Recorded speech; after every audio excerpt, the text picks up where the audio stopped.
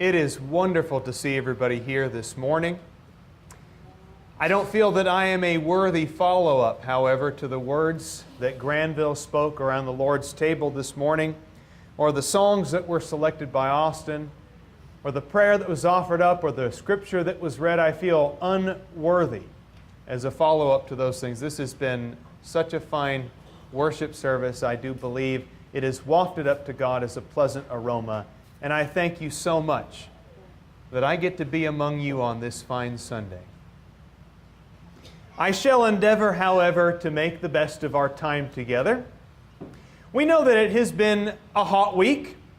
I think that's the understatement of the year, isn't it? And all you have to do is scroll through your Facebook feed and you see funny memes all day long of scorched bodies lying in the sun, strewn out on their patio chairs in their backyard. People like to make a lot of jokes about the summer here in Phoenix, and it's as if they weren't here last summer when it was just as hot. We were getting out of a Diamondbacks game last night, and by the way, when they open up that roof due to the fireworks after the game, you almost wish they would just leave the roof closed. I'll see kind of the fireworks through the windows, that's fine. But as we were filing out of the stadium last night, somebody behind me, who I believe is a Phoenix native, was making some comment about, if I hear another non-Arizonan tell me on Facebook that it's a dry heat, I think I'm going to go crazy. Add to that, when Rebecca was at work a few days ago, a lady came in and was complaining about the heat, as people seem to do this time of year. And the lady made some comment about how it only gets worse from here. And you know, Rebecca and I talked about that afterward, and we said, does it really get worse from there? Let me throw some statistics at you, because that's what we do when we think things get worse from here. Earlier in the week, it did get up to 119 degrees, which was a record for the day, and it has peaked at 118 at least one other day, depending on the municipality that you look at here in the valley. But to give you some perspective on that, which is what we're talking about today, is perspective. Since 1896, when records began to be taken here in the valley, since 1896, out of over 11,000 days on record, 11,000 days, it has only reached 118 or more 15 times, or 0.14% of the time. So when you hear some lady grumbling behind you in the line of the bank saying, it only gets worse from here, no, it actually doesn't. When out of 11,000 days, it's only gotten this hot 15 times. But here's the thing about things like this. Challenges that we're facing at the moment, whether it's the heat, or perhaps it's a financial challenge you're facing, or a health difficulty, or a crisis of your faith on a much more serious level. Whatever the challenges that you're facing right now is always the biggest challenge that you've ever faced. The Goliath that is standing in front of you today feels like the biggest Goliath that you have ever or ever will face. So in the midst of challenging times, whether it's a heat wave or something more serious than that, it's only natural for us to allow despair, or dare I say, drama, run our lives and our thinking. We need to stop being such pessimistic people as if today's problem is too big to handle, and we need to learn to have a little bit more perspective. So let's talk about pessimism for a few moments here. Perhaps these are some of the phrases that you have said in your life, or something along these lines. My marriage is terrible. All we ever experience is conflict. There's no love, and I don't think there ever will be any love again. My children are completely out of control, whether they're small children or teenagers or college students who've gone off the deep end spiritually or morally. My children are out of control, and I am completely out of my depth right now dealing with this phase of parenting. Churches are declining in America, and everywhere you look, there's churches that are failing. Our young people are leaving. They're not convinced by the gospel anymore. Christianity is losing the battle. I'm working a dead-end job, and I find myself wondering, what's it all for? Am I expending the best years of my life so that I can someday retire and then die? And is that really all that life is supposed to be about? I can't seem to beat this sinful habit of mine. It's dogging me. It meets me at every corner. It defeats me and wears me out. I guess this sin is just too big for me to ever defeat. And when you feel this way, my friends, remember, you aren't the first person to feel discouraged when you stare into the face of an enemy that seems too big for you to handle. And I want to give you some examples of that from the Bible. I'd like to tell you the story of a few people that faced a challenge that was too big for them. And I am sure that you're going to recognize all of these people once I say their names. Just recall from your Bible classes as a child, these are the stories that stick out. These names stand out in your memory as the great people who faced challenges in life and might not have known what to do at the time, but had to learn something to get through it. You remember Shammua, don't you? Right? Not the whale at SeaWorld, but you remember Shammua.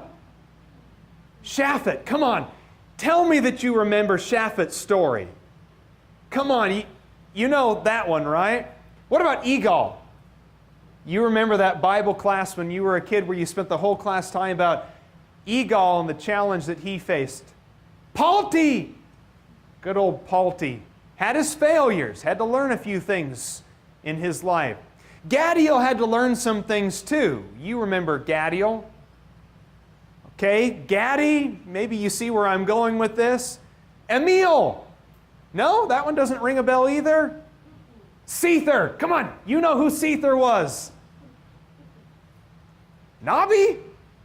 At this point you're thinking, you're making these up, aren't you? Geuel. That's my other favorite one, right along with Shammua, Geuel. You have to wonder, what were his parents thinking? They saw him born into the world, they looked at their baby and they thought, that's a Geuel right there. Don't tell me that you've forgotten these people's story. Because it's a really it's a memorable story. It's a story that you'll never forget when you read it. Or maybe you're just forgetting their names. Because what if I told you the story of Joshua and Caleb? Now you know who I'm talking about, don't you? In Numbers chapter 13, the Israelites were looking at the land of Canaan from a distance. And they were ordered to select 12 spies to send into the land, to spy it out, to see what it was like, to take a sampling of the fruit that was there, to take some measurements, so to speak, and to get a feel for the people that were there and the kind of enemies that they would be facing when God sent them into Canaan to defeat them, to take over the land.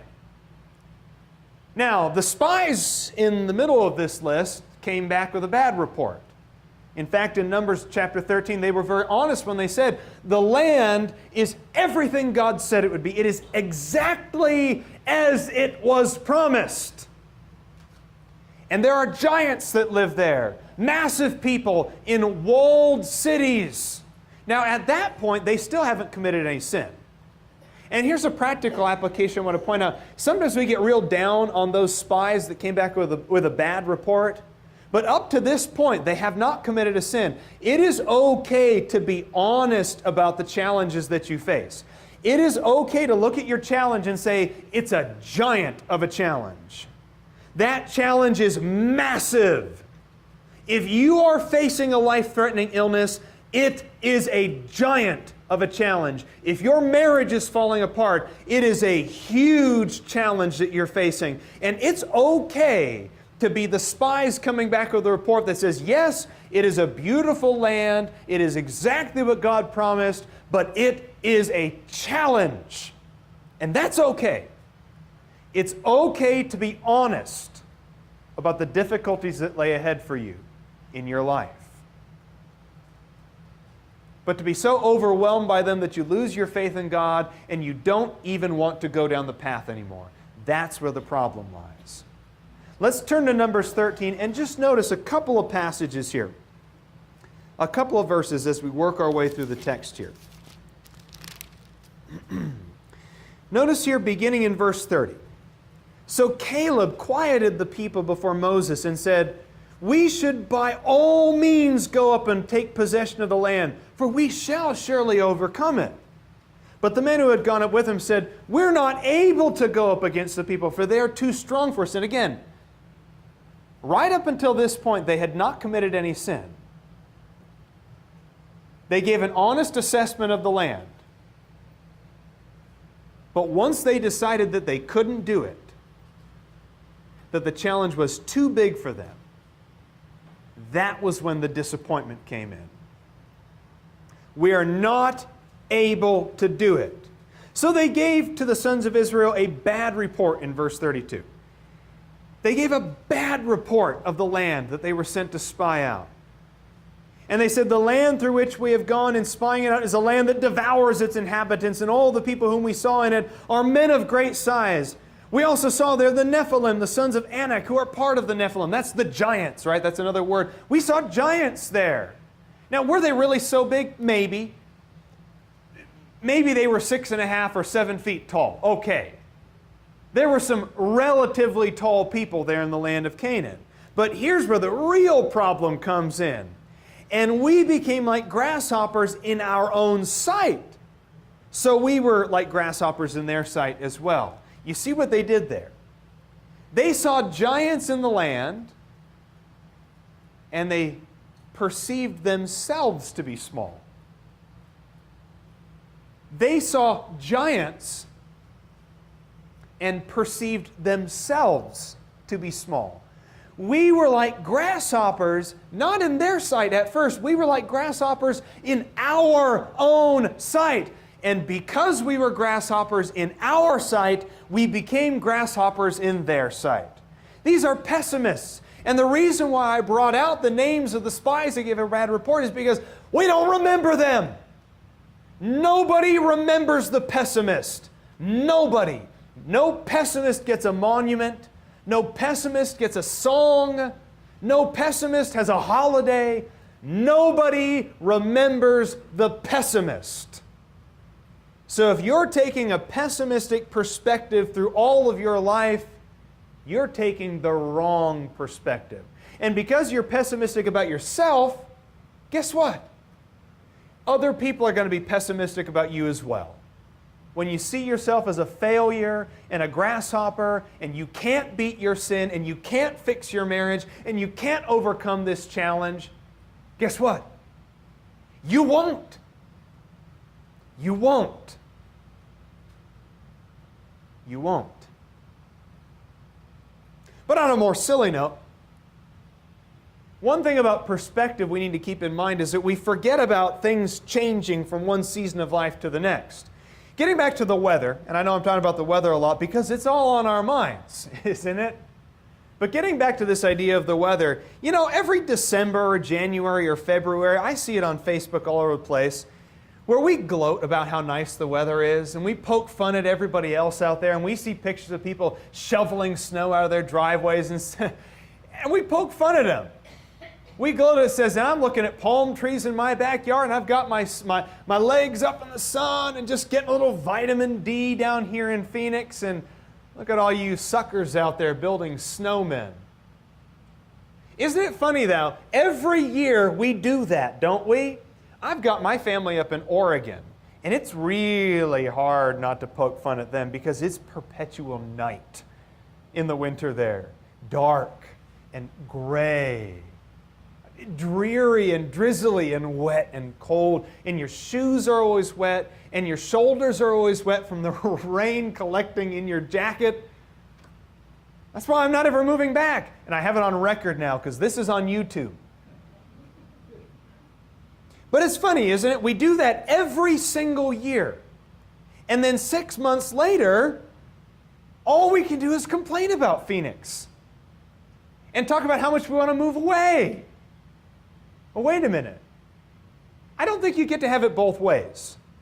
You don't get to have it both ways. You don't get to make fun of everybody else's worst weather and then 6 months complain about our worst weather. Now, you know I'm being silly about this, right? And I know Facebook, we indulge and we say silly things and we put funny pictures of it. There's nothing wrong with it. I'm not saying that's a sin at all. But I say this to prove a bigger point about perspective.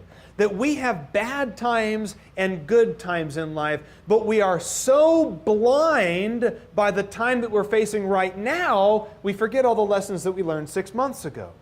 So if times are good right now for you, if things are good, you're healthy, you got money in the bank, your marriage is great, if life is good for you right now, the temptation is that the good times right now cloud and obscure the lessons that you learned when times were bad. You forget the things that you had to learn when you had to scrape by and things weren't so good. But if times are bad right now, if you are facing misery and discouragement right now and despair, I think you also forget about how good life can be and how many friends you have and the blessings that surround you. The here and now tends to obscure the things that we learned in the past.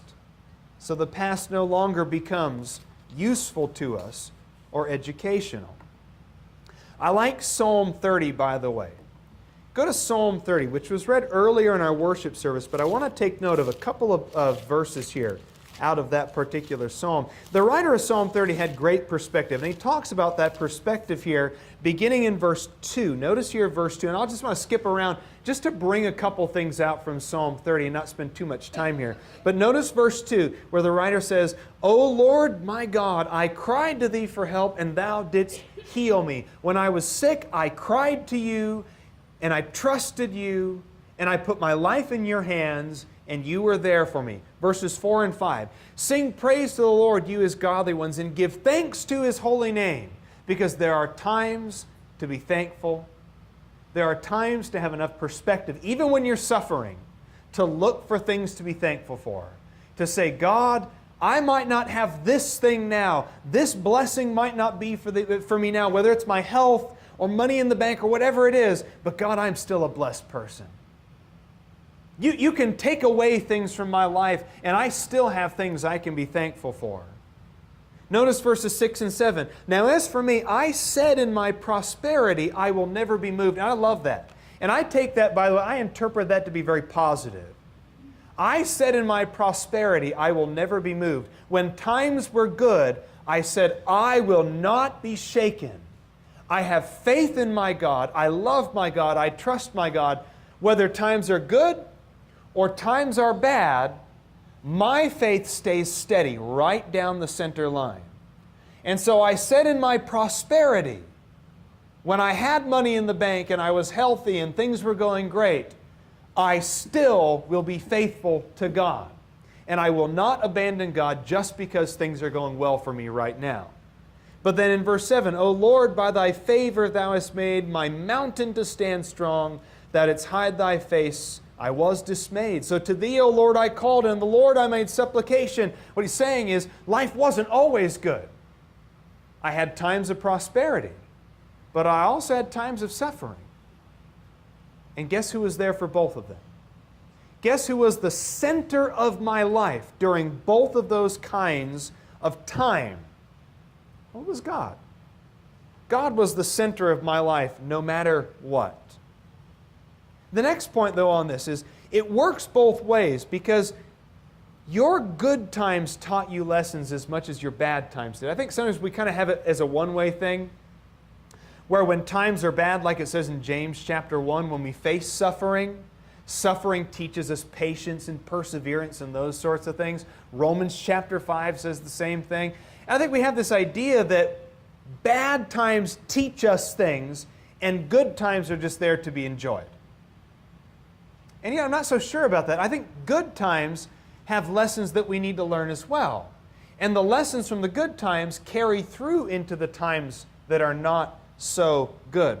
For example, when times are good, you acknowledge that you're surrounded by friends, and you feel like you have a lot of friends. And when times are good, you will wholeheartedly acknowledge that this world is filled with beneficial things, physical blessings and resources. When times are good, you're not going to argue that the Bible works, right? Or that prayer, you're not going to argue with the idea that prayer works, or that gratitude works, or that God's moral code works. Ask anybody, when times are good, these aren't things that you quibble with. And you need to remember that. So that when times do get bad, you can look back on your good experience and say, when my life had abundance, I never argued about the existence of God. When my life had an abundance, I never argued about prayer. When my life was good, I never complained that the Bible doesn't work. And suddenly times got bad, and I turned against God. Times got bad, and I turned against God like a cat that doesn't like you. My friends, what is true in the good times is as true in the bad times. And vice versa. Truths are truth no matter what your present condition says.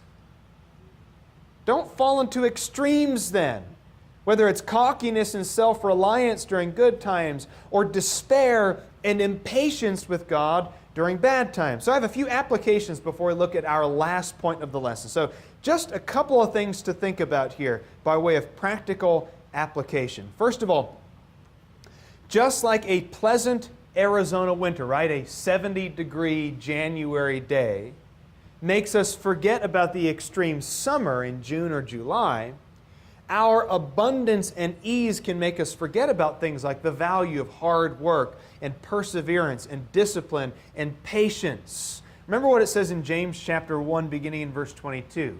Now, I know that this isn't exactly what he means in the context, because he's talking about people who are doers of the word and not merely hearers who delude themselves, but I like the imagery that he uses there. That people who are just doers of the word, people who are just hearers of the word without being doers, are like a man who sees his face in the mirror and then walks away and forgets what he looks like. When you look at yourself in the mirror and you go, wait a minute, do I have freckles or not? Or you walk away from the mirror and go, okay, hold on a second. Is my hair short or long? Do I have my glasses on today or do I not have my glasses on today? I have no idea what I look like anymore. That's what happens, doesn't it? That's what happens to us. These things don't seem to carry over very often, do they, from one time to the next? Now, I'm not trying to demean anybody who's suffering. We all go through times of suffering. And I don't want to belittle or make it seem like it's not a big deal or diminish it. But why does it always seem like when life gets bad, we turn against God and forget about all of the truths that we never had a problem with when we were surrounded by blessings? Why do those truths stop being real for us just because we're sick? Or just because we're poor? Or just because we're grieving? Does God love us any less? Is the Bible any less true? Is His church any less the bride of Christ? Forgetting life's hard lessons causes us to fall into a cycle of discontent. For example, in our marriages, and this is a real practical one that I think we're all guilty of at times, whether it's in marriage or other parts of life, but in marriage in particular. For example, when your spouse is mad at you, sometimes the natural response is to just do what you can to smooth things over right away, right? So when your spouse is mad at you about something, you do everything you can to appease your spouse, right? You do all the right things, you go through the motions, you make her or you make him happy again, right? And just settle everything. But then you go back to the same behaviors that caused the conflict in the first place. You never changed yourself, you just appeased your spouse. So when the anger subsides, you fall into the exact same habits and behaviors that caused you trouble as before. If so, you failed to learn the lesson from the conflict. You failed to learn the lesson from the conflict. And as soon as times are good again, you forget what brought your spouse to that point of exasperation. Just like it says in Proverbs 26, verse 11, like a dog that returns to its vomit, so is a fool who repeats his folly. You have to learn something from it. And that's why it's a cycle, isn't it? You make a mistake, your spouse gets mad at you, you do some grand gesture to make up for it, she's not mad at you anymore, so you just fall into the same behaviors that you were doing before, which causes a conflict, which makes her mad at you, which makes you have to do some big grand gesture to make up for it in a peace. And it's just a cycle of discontent and misery. And it's not just marriage, of course, but that was just one application that I thought of. Moving along, though, we must never forget the mistakes that caused hurt to other people. The bad times in life, especially those that are self-inflicted, are loaded with wisdom if we're just willing to reflect on it and apply what we've heard. And that's the hard part, isn't it? To reflect upon it. To think about what you did to ruin your marriage. To think about what you did to bring that sin into your life, into the sin or into the life of somebody that you have influence over. To think long and hard about your failures. It's not an easy thing for any of us to do. And of course, this doesn't mean that we need to spend our lives feeling guilty about every single mistake that we've made, but there does need to be an abiding awareness of the mistakes that we've made. Please understand what I'm saying. I do not believe it is right, and I believe the Bible plays this out as well.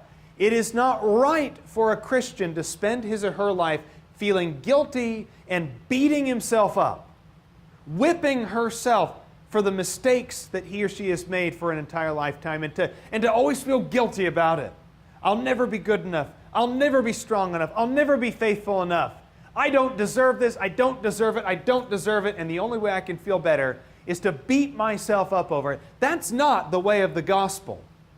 Jeremiah 31 says that when God forgives of our sins, He forgives and remembers them no more. Paul wrote to the Corinthians in his second letter that the right kind of sorrow, the godly kind of sorrow, is the one that leads to repentance and life. But worldly sorrow just has this cycle of self-destruction that eventually leads to death. So even though I don't think we should be guilty for the rest of our lives about our mistakes, don't you think there needs to be an abiding awareness of our mistakes, to remember what brought us to the point of self-destruction or self-loathing or hurting somebody else or rock bottom? And I'll give you a biblical example here. In the book of Nehemiah, we get to Nehemiah chapter 8, and you all know that they've been rebuilding the wall for most of the book up to that point. And the wall's all done now. The wall's finished, and they're celebrating.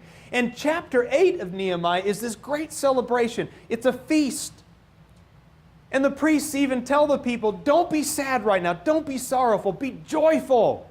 This is a good day. But then chapter 9 happens. And the Levites gather everybody together in Jerusalem at the beginning of chapter 9. And they say, let's change our mood for a bit. And they tell the story of their people. And Nehemiah 9 basically plays out like an abridged history of the Israelites. And the theme that you keep seeing in Nehemiah chapter 9 is, our forefathers sinned, and it brought them very low.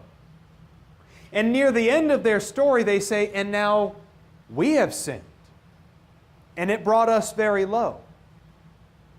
Now, does that mean that they're going to spend their whole lives feeling guilty about every sin that they've committed? Of course not. But the Israelites, the people of Judah and Jerusalem in Nehemiah 9, they recognize that if they ever want to stop the cycle that they've seen in their history, they have to start being aware of their failures. They have to start being aware of sin. Our sin took us into Babylon. Our sin caused the destruction of our fair city, the destruction of our temple.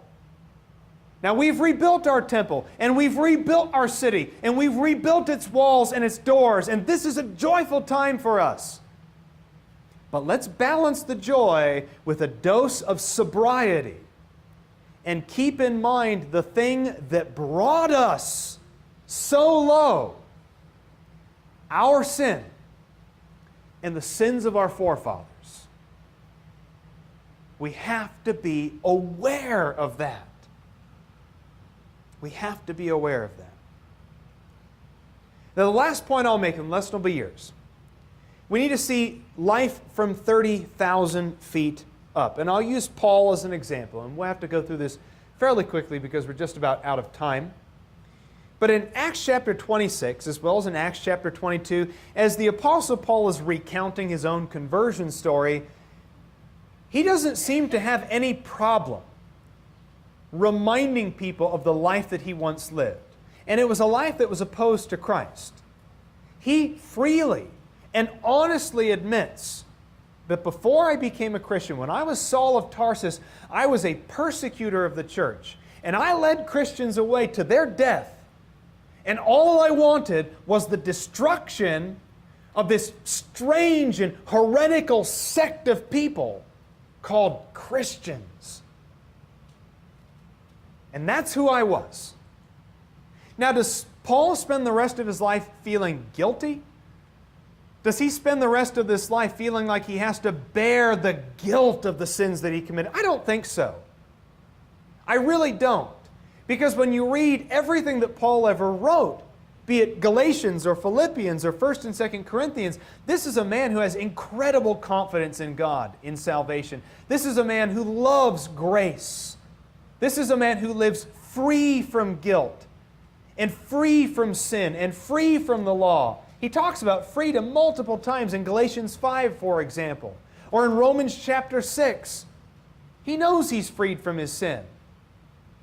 So it's not the guilt that burdens Paul, but Paul does live with an abiding awareness of who he is and who he was, because he sees his life from 30,000 feet up. Now, does Goliath seem really big when you're standing toe-to-toe with him? Of course it does. Goliath was a 9-foot-tall giant clad in armor who was unafraid of anybody. And when you're standing toe-to-toe with Goliath, he's huge. But how big is a 9-foot-tall soldier when you're staring at him from the window of an airplane 30,000 feet up? How big is a mountain? How big is anything when you can see the curvature of the earth out your window?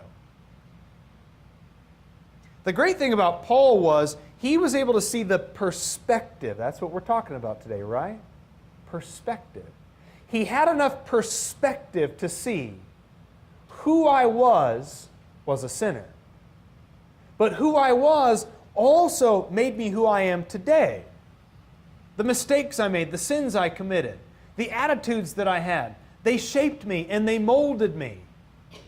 And now I'm able to see myself in hindsight the way God saw me. When you look in Acts chapter 9, when Jesus is explaining to Ananias his plans for the Apostle Paul, remember what he says there in Acts chapter 9, beginning in verse 15 and 16.